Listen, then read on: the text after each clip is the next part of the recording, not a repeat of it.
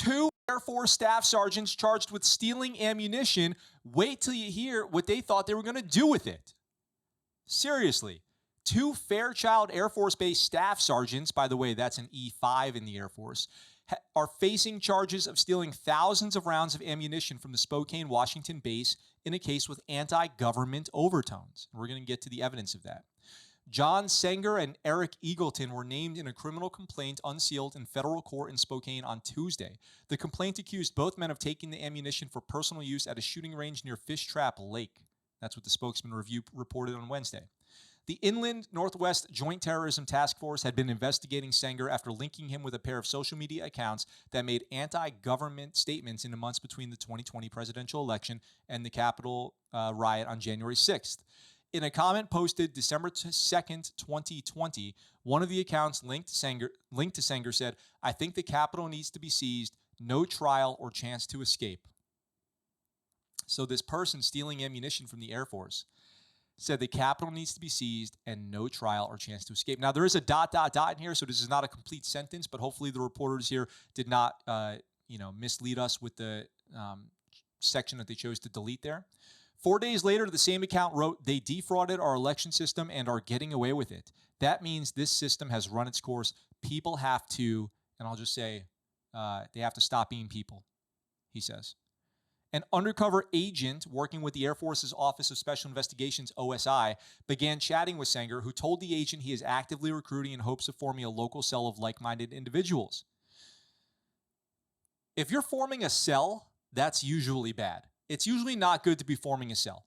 Last month, the undercover agent and Sanger met Eagleton at a truck stop before going target shooting. The agent was wearing a recording device, and Eagleton told the agent that the members of the base's Combat Arms Training Management Section routinely stole ammunition, up to 3,000 rounds a day. You know, that actually probably is worth a lot of money, too, and they could probably upgrade his charges based on that. During the meeting, Eagleton also discussed his anti-Semitic views and dislike for Jews. I don't get why does everyone hate Jews? Like, why does every hate group hate Jews? That's so dumb. That's so sad.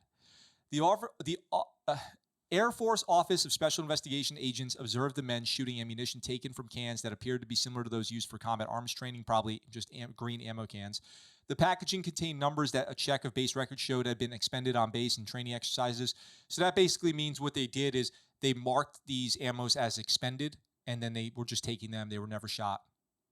Both men face charges of conspiracy to commit theft of government property and possession of stolen ammunition. The offense can carry up to a 5-year prison sentence. The Office of the Federal Defenders of Eastern Washington had not yet assigned an attorney to Sanger, and his attorney could not be reached for comment. In a statement, U.S. Attorney for Eastern Washington, Vanessa Waldreff, commended the FBI and Air Force investigators for working together to build a case.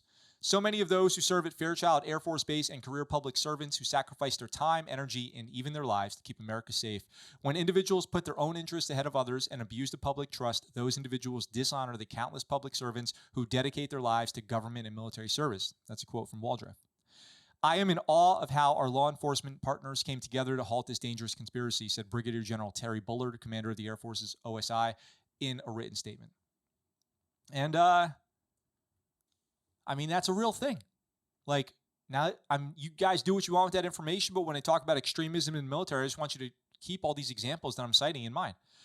The question is, why, when politicians run their mouth about extremism in the military, do they not cite cases like this, and instead they just go, it's from their Facebook posts, it's from their they follow the president on Twitter, all this stuff, and they call them extremists. Meanwhile, there are people like this out there who I feel like we could universally get behind and go, yeah, that was jacked up.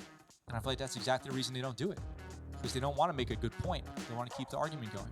Anyway, that's my 2 cents. What's up, guys? Thanks for watching that video. I hope you enjoyed it. If you did, go ahead and hit that subscribe button up in the corner here and check out this next video. If you want, in the description down below, there's links where you can get Scuttlebutt Show merch and find out how you can support the channel. I really appreciate it, and I look forward to talking to you guys very soon.